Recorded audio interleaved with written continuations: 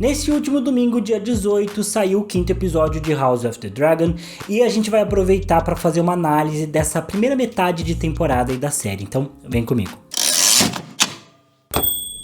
Olá amigos, sejam muito bem-vindos a mais um vídeo do Livrologia, eu sou o TH Magaldi e como eu mencionei, a gente vai aproveitar que saiu o 5º episódio e eu não sei vocês, mas eu senti que esse episódio fechou aí um arco da série, né? Basicamente essa foi a intenção, na verdade, já que a partir do 6º episódio a gente vai ter a mudança aí das atrizes, né? Da Rhaenyra e da Alicent, né? Vai ter um salto temporal longo aí pra série, mas a minha impressão foi que esse 5º episódio fechou as coisas tão bem, ele tinha até um clima de final de temporada, por assim dizer, né, da cena final dele ali, e eu senti que foi bem parecido até com o que teve em Stranger Things, né, que eles lançaram, se eu não me engano, 6 primeiros episódios, aí teve uma pausa de um mês e lançaram o episódio 7 e 8 pra fechar essa última temporada agora na Netflix. E pra mim, esse 5º episódio teve até esse gosto, assim, eu nem me importaria se tivesse uma pausa aí até voltar, uma pausa de um mês, sei lá, até voltar os outros episódios da série, né? Apesar de que minha ansiedade ia atacar, então melhor que isso não aconteça. Então esse vídeo vai estar saindo numa sexta-feira, no domingo já vai ter o 6º episódio, mas eu achei que valia da gente sentar e fazer uma análise aí do que aconteceu até agora na série, do desenvolvimento, de como foi realmente aí o crescimento e as aparições dos personagens, o que foi legal, o que não foi. Então eu resolvi tirar esse tempo aqui no canal para fazer isso e compartilhar isso com vocês. Então vai ser um vídeo bem mais de conversa aí pra gente fazer essa análise, pra gente puxar alguns pontos legais aí dessa primeira metade de temporada e já se preparar aí pro que vai vir pela frente, porque as coisas vão esquentar, vai ficar... A jaripoca vai pirar. The Jeripoca is going to piu piu. Bom, então pra começar, vamos analisar o que aconteceu até aqui nessa primeira temporada de House of the Dragon. A temporada literalmente começa com o Conselho de 101, quando a gente vê que o rei Viserys é colocado no trono, não por nascimento, como costuma acontecer em Westeros, mas realmente por um conselho de lords, né, por uma votação de lords que preferem que ele assuma o trono após a morte do rei Jaehaerys I.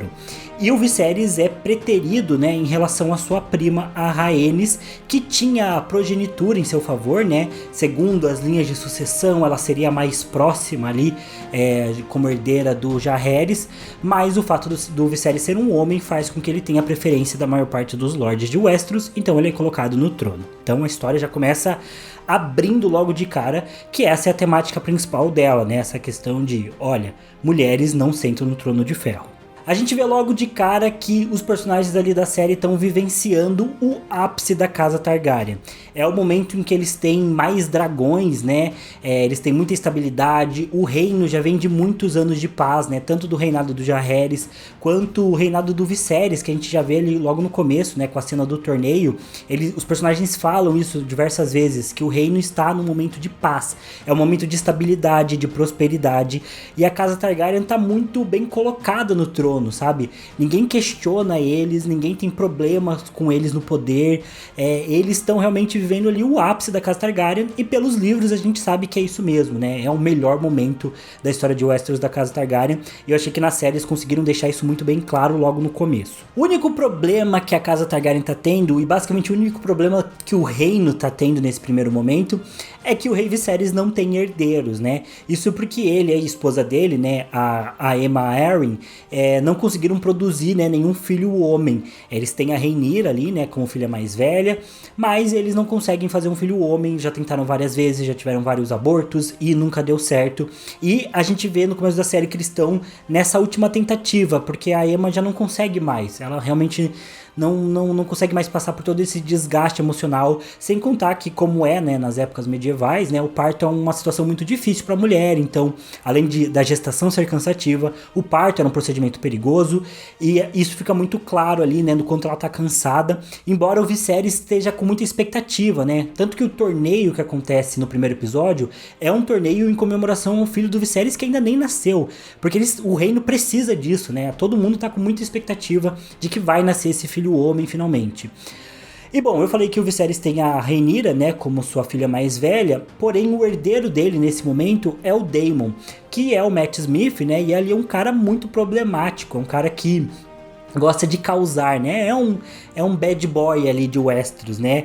Ele, onde colocam ele e o Viserys está sempre mudando ele de posições, ele causa problema. E logo no começo a gente vê que ele tá ali com os mantos dourados, né? Com a guarda da cidade, que inclusive nem tinha esse nome. Ele que dá esse nome para eles ao reformular a guarda e dar um novo sentido pra eles. Então, apesar do Daemon ser esse cara que ele é um bad boy, a gente já consegue ver logo no primeiro episódio que ele tem ali um a mais, ele não é só um bagunceiro, porque ele coloca, o Viserys coloca ele, né, como comandante ali da guarda da cidade, mas o Daemon não fica só pastando ali, ele reformula. Ele vai lá, reformula a forma como os guardas trabalham, dá nova armadura pra eles, dá o manto dourado pra eles, faz com que eles ajam ali de uma forma tá bem mais violenta na cidade, mas bem mais ativa. Então o Daemon é um cara de ação, de muita ação. Isso já é um contraste muito óbvio com o próprio Viserys, que não é um cara de muita ação. Porque o Viserys está tentando sempre agradar todo mundo, porque ele é o rei, ele quer que as pessoas fiquem bem ao redor dele, embora nunca consiga fazer isso. Então a gente já começa a ver logo no começo ali da história todos esses paralelos acontecendo. Porém, o fato é esse: o Viserys precisa de um herdeiro. Ele sente que esse herdeiro vai responder todos os problemas dele, vai resolver todos os problemas dele. E ele fica nessa expectativa desse herdeiro chegar. E a gente vê logo no começo do primeiro episódio que esse herdeiro não vem.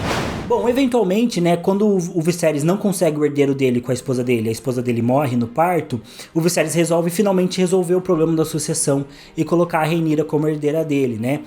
E a gente vê a construção dessa primeira metade da temporada justamente essa temática, né, da mulher não poder sentar ao trono o tempo todo indo e vindo, né? Especialmente porque o foco central desses 5 primeiros episódios é a construção da Rhaenyra como essa figura de pessoa que começa a acreditar que merece ser rainha, ao mesmo tempo que a gente começa a ver a ascensão da Alicent como essa criança, por assim dizer, que não sabe muito bem o que tá fazendo ali na corte e começa a encontrar um espaço dela mais pro final ali do 5º episódio, mas que tá muito perdida no meio daquilo tudo, e o Viserys que tá cada vez mais sendo sobrecarregado com o peso das suas decisões ou a falta das suas decisões e tá basicamente em declínio, né? E o desenvolvimento desses 3 personagens nessas 3 fases vai e vem, né, como tema central dessa primeira metade de temporada. E isso é muito legal porque tudo é muito bem construído, né? Bom, e depois eu vou falar um pouquinho mais de cada um dos personagens principais dessa primeira temporada, mas eu acho que fica bem claro, né, de que essa é a temática central, né? O declínio do Viserys a partir das suas decisões e esse dilema da Rhaenyra, né, de que ela sabe que as mulheres não são bem-vindas, né, quando pensam em sentar no trono de ferro, quando pensam em governar, em poder, ao mesmo tempo que essa é a função dela, então ela quer que isso seja deixado claro pelo pai dela. Então tem esse confronto da questão geracional, de pai e filho, mas ao mesmo tempo tá numa escala de poder, porque é o reino inteiro que tem que pensar nisso, deve-se ter a ambição de outras pessoas, e nisso a série também acerta muito nesses 5 primeiros episódios em colocar 2 casas que são muito importantes para a história de Westeros, mas que a gente simplesmente não vê na série Game of Thrones, né? Que é a casa Hightower e a casa Velaryon. E se você para pensar que a maior parte disparado do público, né, de House of the Dragon não leu os livros, é muito interessante ver como eles conseguem posicionar bem essas 2 casas, mesmo que elas nunca tenham aparecido. Fica muito claro logo dos primeiros episódios, né, quem é a casa Hightower, o que eles querem com o Sir Otto, com a própria Alicent, qual que é o foco ali dessa casa, nessa trama que tá acontecendo. Ao mesmo tempo os Velaryons, eu acho que eles até tiveram um pouco mais de protagonismo nessa primeira metade, né, também ali com a Guerra pelos Degraus, com a imposição do Sir Corlys, né? Então, são 2 casas que a gente simplesmente não conhecia, para quem só assistiu a série Game of Thrones, e eles conseguiram apresentar, introduzir muito bem. Então foi, assim, um ponto alto para mim, como eles conseguiram colocar, né, nesse jogo dos tronos, a casa Hightower e a casa Velaryon, né? Achei que foi muito bem feito, um acerto da série. Então, basicamente, aqui estão as peças centrais dessa primeira metade de temporada, né? Os Velaryons, os Hightowers, e basicamente esses 3 Targaryens, né? O Viserys, a Rhaenyra e o Daemon, né? Que eu acho que ele, em muitos momentos, ele roubou a cena dessa primeira metade de temporada, mas eu não consigo ver que ele ainda foi um protagonista. Eu acho que ele roubou a cena porque ele é um personagem muito bom e porque o Matt Smith fez um trabalho impecável como Daemon. Acho que ele tem essa coisa do Ele tem uma cara meio de babaca, mas ao mesmo tempo a gente fica nessa de saber que ele gosta do Viserys, saber que ele gosta da Rhaenyra, então a gente se apega por ele. Então eu acho que ele acabou roubando a cena, mas ele ainda não teve o protagonismo total, como eu espero que ele tenha, até talvez nos próximos episódios ou numa próxima temporada. Bom, então agora falando sobre o desenvolvimento dos personagens centrais aí da história. E como personagens centrais eu tô considerando a Rhaenyra, a Alicent, o Viserys, o Daemon, o Corlys, o Otto, a Rhaenys e o Sir Criston Cole. Bom, acho que o destaque fica com a Rhaenyra mesmo. Acho que ela teve aí um papel de protagonismo muito forte nessa primeira temporada. Lembrando muito o papel da Daenerys, talvez até desse pra fazer um vídeo aí comparando a Rhaenyra com a Daenerys. Elas têm muitos paralelos, por assim dizer. Acho que o desenvolvimento da Rhaenyra foi bem interessante. Em alguns momentos, como no episódio 3, eu achei que ficou muito uma coisa meio adolescente da Rhaenyra, que foi o episódio lá do segundo do seu nome, né? Sobre o Aegon, né? O nascimento do Aegon e aniversário do Aegon, na verdade, né? E eles na mata do rei. Ficou uma coisa muito... a Rhaenyra incompreendida, adolescente, não consegue dialogar com o pai. Eu acho que isso aconteceu por muitos momentos. Porém faz sentido, sabe? Porque a Rhaenyra é uma personagem jovem, ela é uma garota nova, então faz um certo sentido que ela tem esses dilemas, ela não tá numa situação fácil. Em pouco tempo ela perdeu a mãe, ela foi declarada herdeira do trono, algo sem precedentes. Ao mesmo tempo que as pessoas parecem não respeitar muito isso, o pai dela casa com a melhor amiga dela. Então assim, muitas coisas rolando ao mesmo tempo, dá pra entender que de certa forma ela tenha ficado confusa e tenha tido esses problemas de adolescente.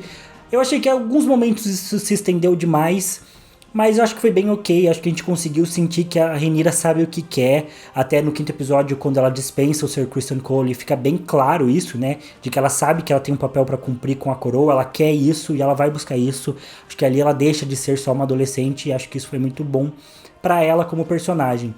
Acho também que a série tem deixado até agora claro que a Rhaenyra é a protagonista, no sentido de ela ser a heroína da história. Tanto que o veado branco aparece pra ela, né?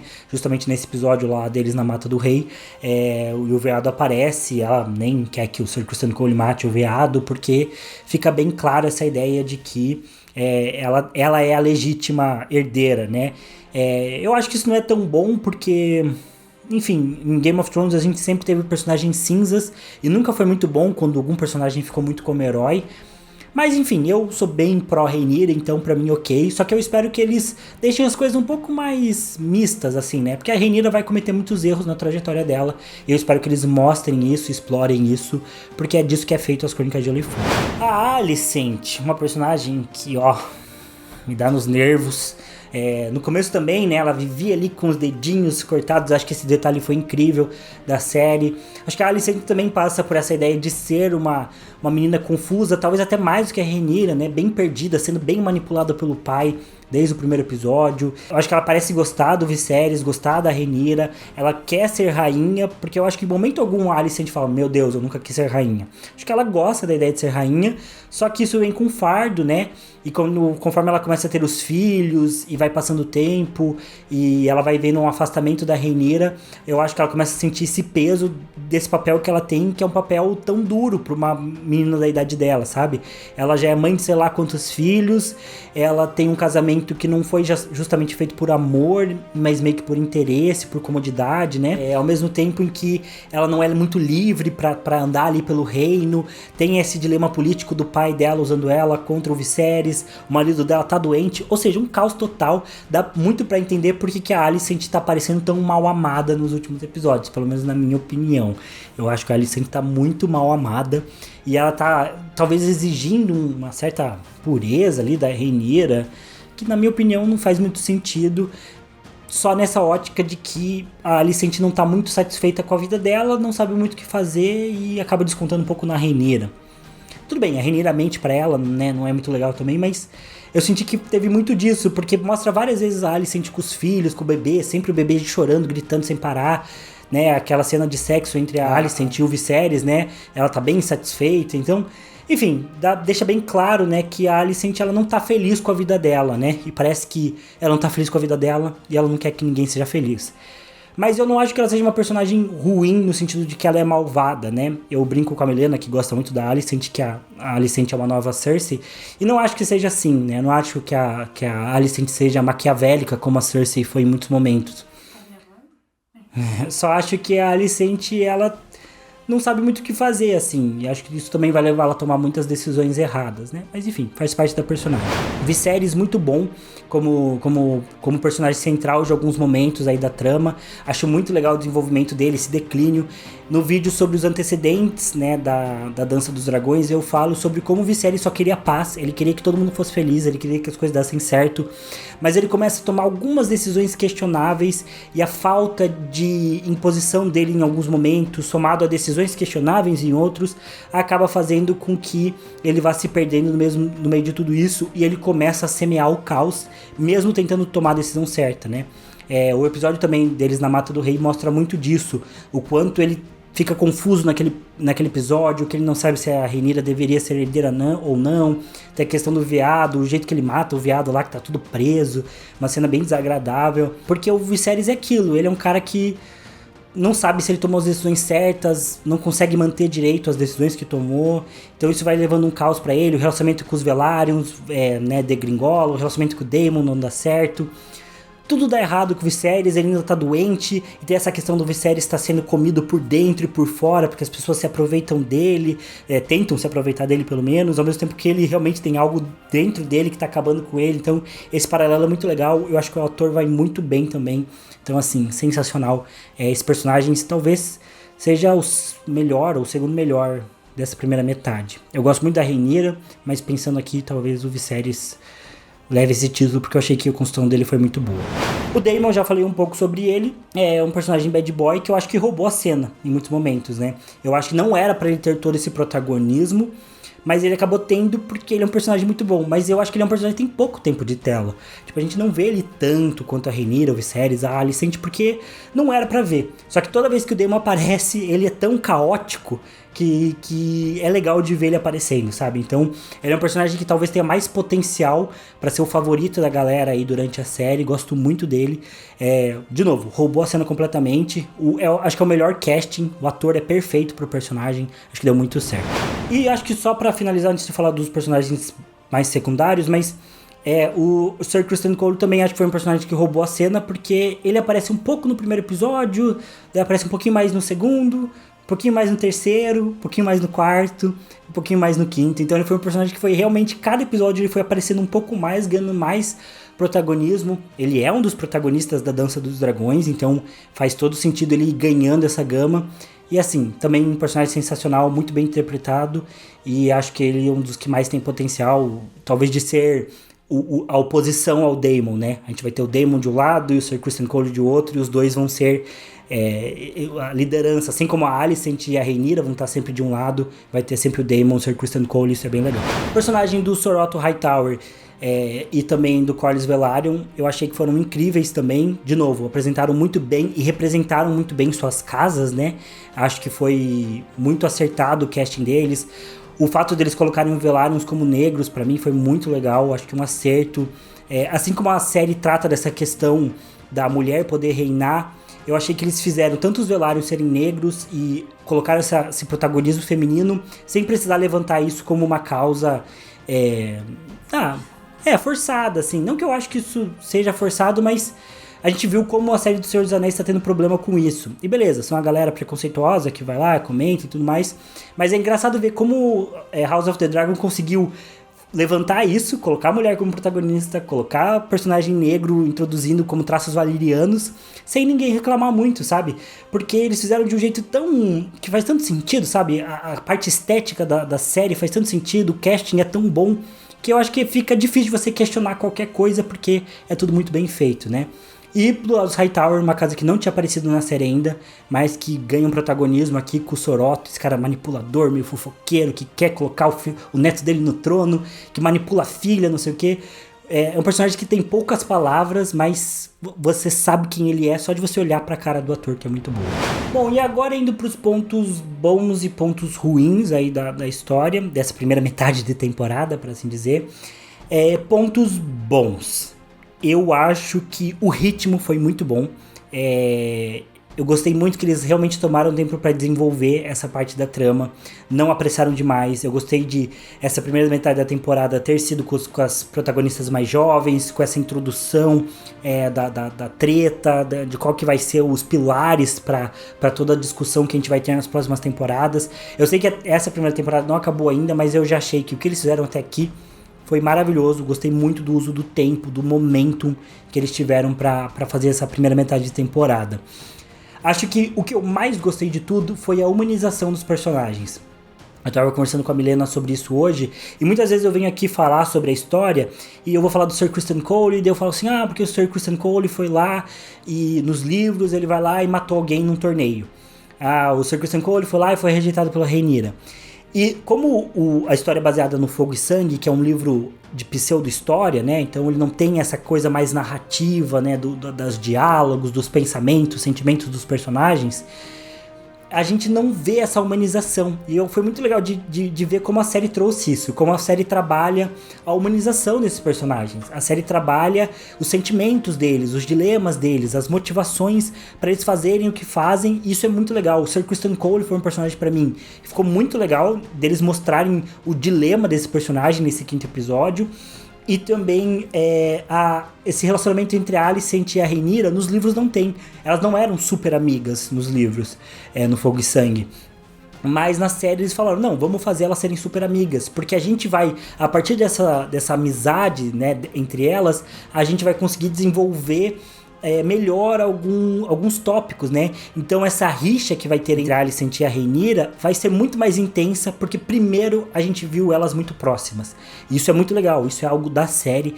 Então essa humanização dos personagens, do Viserys com seus dilemas, ficou muito legal. Acho que o único personagem que ainda tá meio faz as coisas porque dá na telha é o Daemon, né? Então talvez isso seja interessante, em algum momento a gente vê um pouco mais da vulnerabilidade dele, dos dilemas dele. Acho que a gente já viu o fato de que ele gosta muito do Viserys. Eu acho que isso deu pra sentir, e é algo que o livro nunca deixa muito claro. Mas pra mim ainda falta mais disso pro Daemon, né? Porque eu acho que os outros personagens tiveram bastante humanização. E por fim, as últimas duas coisas que eu gostei muito é o uso da violência e da nudez. Pra mim tá perfeito, na medida. Pra mim era uma coisa que eu não curtia tanto, especialmente nas últimas temporadas de GOT, o uso da nudez e da violência só pra chocar. Eu particularmente não me importo se tiver, mas eu prefiro quando a violência e a nudez ela é usada do jeito que House of the Dragon tá usando, de um jeito bem pontual e bem bruto, assim, sabe? Tipo, a cena, né, de violência que a gente teve até agora sempre foi um toque só de violência. Nunca é aquela coisa de terror slasher, de sangue jorrando por tudo quanto é lado, membros, né, corpo sendo desmembrado, não. É sempre um lance aqui, um lance aí, um flash aqui, né, uma ceninha rápida aqui, uma jogada de câmera e aí já volta pro normal. Então não é essa violência apelativa, ela é uma violência bem mais bruta e bem mais rápida, mas que eu acho que deixa um impacto muito mais profundo na obra e em quem tá assistindo também. Então eu gosto bastante desse uso. E por fim a trilha sonora que tá maravilhosa, o Ramin Djawadi, eu nunca vou conseguir pronunciar o nome dele. Diego, se você puder, coloque na tela. Que é o cara que fez a trilha sonora inteira de Game of Thrones e tá aqui em House of the Dragon. Maravilhoso, esse cara nunca errou. Se um dia ele errou, foi pra acertar. Bom, e agora das coisas que eu não gostei tanto. Acho que a primeira delas é o fato de não ter tido muitas cenas de batalha. Isso é algo que pra mim fez falta, especialmente no episódio da Guerra pelos Degraus. Eu queria ter visto um pouco mais de batalha, queria ter visto um pouco mais de luta, de estratégia. Eu sei que a série nunca trouxe muito essa questão da estratégia, mas eu queria ter visto mais, né? Algo mais épico, assim. Talvez até um combate individual um pouco mais longo, ou uma cena de batalha um pouco mais longa também, né? Um episódio dedicado só pra isso, igual a gente teve lá na 4ª temporada do Jon Snow na Patrulha da Noite, ou a Batalha dos Bastardos. Pra mim a série ainda não trouxe isso. Imagino que vai ter na segunda metade, mas pra mim é o que falta. A Guerra dos Degraus foi legal, mas ela foi muito rápida. Ela foi resolvida assim, tipo num piscar de olhos, e eu queria ter visto um desenvolvimento um pouquinho melhor dela, porque é uma coisa que eu gosto muito. Também acho que, de modo geral, faltou cliffhanging nos episódios. Não sei se vocês lembram da primeira temporada de GOT, mas, cara, cada episódio fechava de um jeito nossa, escandaloso, assim, parecia a Avenida Brasil, assim, que era uma parada super impactante, assim, que você ficava, meu Deus do céu, o que está acontecendo aqui? Um exemplo, o primeiro episódio de Game of Thrones termina com o Bran sendo jogado da torre pelo Jaime, é tipo assim, de explodir cabeça, sabe? E depois a série continua cada episódio sempre explodindo cabeças no final. Eu achei que House of the Dragon não trouxe isso, então os episódios às vezes terminavam meio que, ok, vamos ver o que vai ser a partir de agora. E esse quinto episódio, ele foi bem assim, ele foi de explodir cabeças no final. E eu gostei muito disso, mas achei que faltou um pouco nos 4 primeiros episódios, dessa coisa de explodir mentes. Ele inteiro foi, né? Ele inteiro foi, mas faltou isso nos outros episódios. Bom, a abertura também ficou bem a desejar, eu preferia que nem tivesse, porque a ideia da abertura é bem legal, ela é bem feita, quer dizer... Não dá pra ver direito o que tá acontecendo. É interessante a ideia de ser uma árvore, né, genealógica, feita de sangue, com as coisas Targaryens. Mas eu achei que ficou muito rápido. Eu sinto até que foi meio improvisado. Não sei. Eu não gostei muito. E o fato, especialmente deles manterem a mesma música... Tem uma versão dessa música, que é a intro de Game of Thrones... um pouco mais floreada, né, que tem uma galerinha cantando ao fundo, acho que se chama Song of Ice and Fire o nome da música, e eu acho que ela seria melhor, porque ela é a mesma música, só que ela é um pouquinho mais floreadinha, já seria uma diferença aí da série original, então eu achei que foi meio preguiçoso essa abertura, não sei. Eles usam essa no primeiro episódio? Não, eles não usam. Não? Não, é a mesma abertura normal. Não, eu tô falando durante o episódio. Tudo bem, mas... É verdade. Sim, é a música que aparece no primeiro episódio, logo na primeira cena da Rhaenyra voando no dragão. É essa música. Eles podiam ter usado essa na abertura. Bom, também acho que faltou o cogumelo. Não é um grande acréscimo aí pra temporada, mas é algo que todos os fãs queriam ver, né? O personagem do cogumelo, que é o anão aí que é o Léo Dias de Westeros e conta várias fofocas aí dos Targaryens e tudo mais, né? O relato da Dança dos Dragões tem, né, o Arquimestre Galdrin, que conta, que é o quem escreve o Fogo e Sangue. Tem o Septão Eustas, que também é um dos relatores ali. E aí tem o Cogumelo, que escreveu o Testemunho de um Cogumelo, que ele conta essa história aí da Rhaenyra, né, da Dança dos Dragões, só que de uma perspectiva bem mais polêmica. E a galera tinha aí uma certa expectativa de que ele apareceria na série, não apareceu, não faz falta, mas eu acho que teria sido legal ele aparecer. Eles até trollaram a galera, porque eles colocaram um anão pra tocar no casamento ali da Rhaenyra, e aí no teaser apareceu esse anão e todo mundo achou, meu Deus, é o cogumelo, no final não era. Então a galera trollou todo mundo. E a coisa que eu menos gostei dessa primeira metade da temporada foi o sonho do Aegon, que eles falam da questão do sonho do Aegon, conquistador, blá blá blá. Eu achei terrível. Eu acho que isso... tem um potencial destrutivo tão grande para as Crônicas de Gelo e Fogo, porque ele pega os Targaryens e coloca os Targaryens como, nossa, meu Deus, nobres criaturas que sempre tiveram esse propósito de lutar numa longa noite, e na minha opinião é só a HBO tentando fazer uma conexão para justificar o final de Game of Thrones com a questão da adaga, quando isso é injustificável, não faz sentido nenhum, não tinha esse propósito. Eu duvido que vai ser assim nos livros, eu coloco aqui minha mão no fogo, que eu acho que não vai ser assim. Eu não digo que o Aegon não teve um sonho de dragão que mostrasse isso, porque vários membros da casa Targaryen têm esse sonho de dragão mesmo nos livros, mas eu acho que essa questão da longa noite é muito maior do que os Targaryens, e eu gosto muito mais dessa questão mais racional das Crônicas de Gelo e Fogo. As Crônicas de Gelo e Fogo sempre teve a magia, só que ela é muito discreta na história, ela não é o principal. E pra mim, se você coloca que o Aegon conquistou os 7 reinos só porque tinha esse sonho, não sei o que... Cara, faz muito mais sentido ele querer conquistar os 7 reinos porque ele queria governar os 7 reinos. Aí a Mikan e a Carol Moreira, elas até falaram assim, porque daí isso justifica porque que ele tinha a mesa pintada com todos os 7 reinos. Mas assim, se ele queria conquistar os 7 reinos, ele tinha que ter um mapa dos 7 reinos, né? Porque você acha que Napoleão foi conquistar a Rússia sem conhecer a Rússia? Ou, sei lá... O Alexandre o Grande foi conquistar meio mundo aleatoriamente. Ele acordou assim, ele teve um sonho e foi conquistar. Não!